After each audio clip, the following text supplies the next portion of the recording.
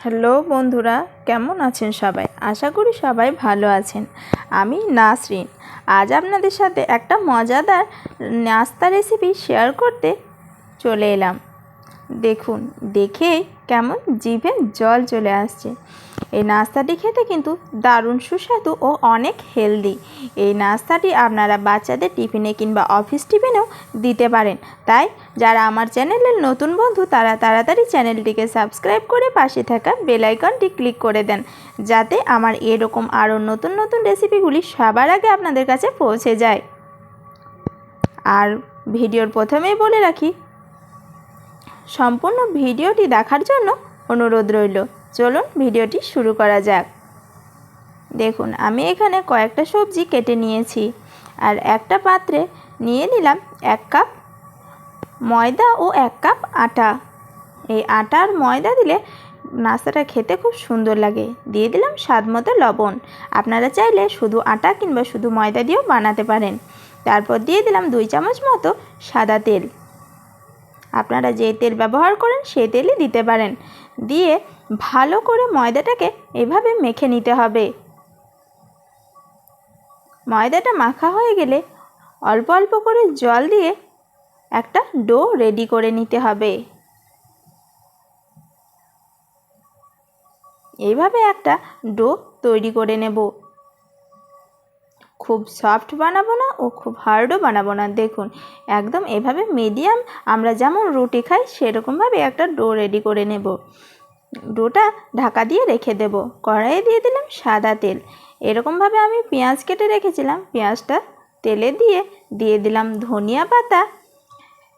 তারপর আমার কাছে ক্যাপসিকাম ছিল, সেটাও দিয়ে দিলাম টমেটো। আমরা সব জিনিসগুলো একই রকমভাবে কেটেছি। তারপর দিয়ে দিলাম গ্রেট করে রাখা আদা ও রসুন। ভালো করে সবগুলো উপকরণ এইভাবে ভেজে নেব।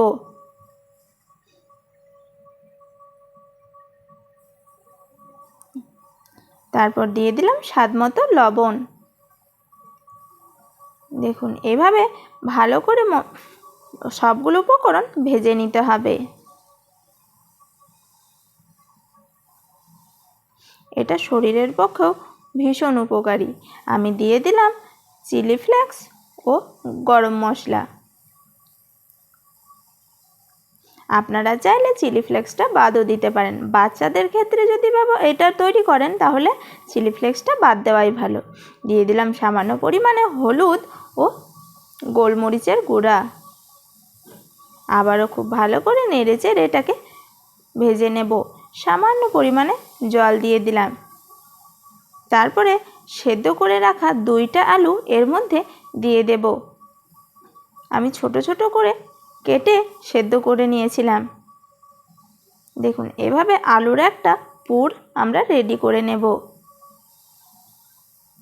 ডোটা দেখে বুঝতে পারছেন খুব সুন্দরভাবে এটা হয়ে গিয়েছে। তারপর এভাবে ছোট ছোট করে লেচি কেটে নেব। লেচিগুলোকে এইভাবে হাতের সাহায্যে গোল গোল করে নিয়ে বেলে নেব। আর আপনাদেরকে বলি, আমার পরিবারের নতুন বন্ধু হয়ে থাকলে অবশ্যই আমার পাশে থেকে যাবেন। চ্যানেলটিকে সাবস্ক্রাইব করে আমার বন্ধু হয়ে থেকে যাবেন। আর আমি যতদূর চেষ্টা করি সকলেরই পাশে থাকার। এরকমভাবে আমরা রুটিগুলো ছোট ছোট করে বেলে নিয়ে হালকা একটু সেঁকে নেব। আমি এখানে তেল দিইনি, বিনা তেলে অল্প ভালো করে সেঁকে নিতে হবে। একদম ফুল সেঁকবো না, খুব হালকা হালকা করে সেঁকে নিয়ে আবারও একবার এটাকে পুর ভরে সেঁকে নেব।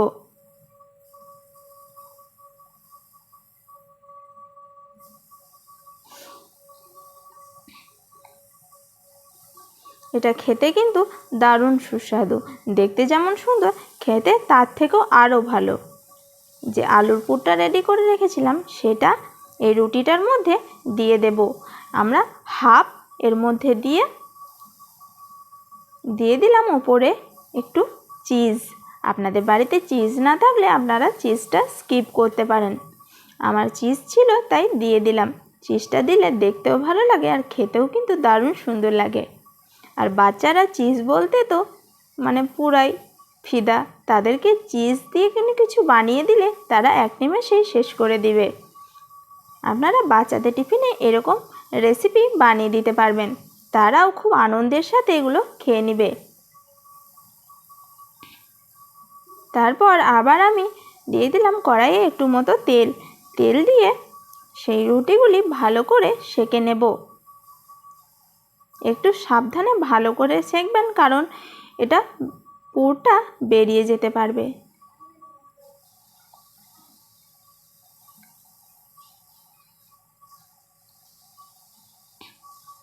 আমার রেসিপিটি ভালো লাগলে অবশ্যই একটা লাইক দিয়ে পাশে থেকে যাবেন। আর এভাবে আপনারা আমাকে কমেন্টে জানাবেন যে আমার নাস্তা রেসিপিগুলি আপনাদের কেমন লাগে, কারণ আপনারা কমেন্ট করলে আমার ভীষণ ভালো লাগে। আমি তো সব সময়ই আপনাদেরকে বলি। দেখুন এভাবে বাদামি কালার আসা পর্যন্ত ভালো করে ভেজে নিয়েছি। সবগুলো আমার হয়ে গিয়েছে। দেখতে কতটা সুন্দর লাগছে, খেতে কিন্তু দারুণ সুন্দর আর শরীরের পক্ষেও অনেক উপকারী, যেহেতু আমি গাজর, ক্যাপসিকাম, টমেটো অনেক কিছুই দিয়েছি এর মধ্যে। সবগুলো জিনিসই হেলদি।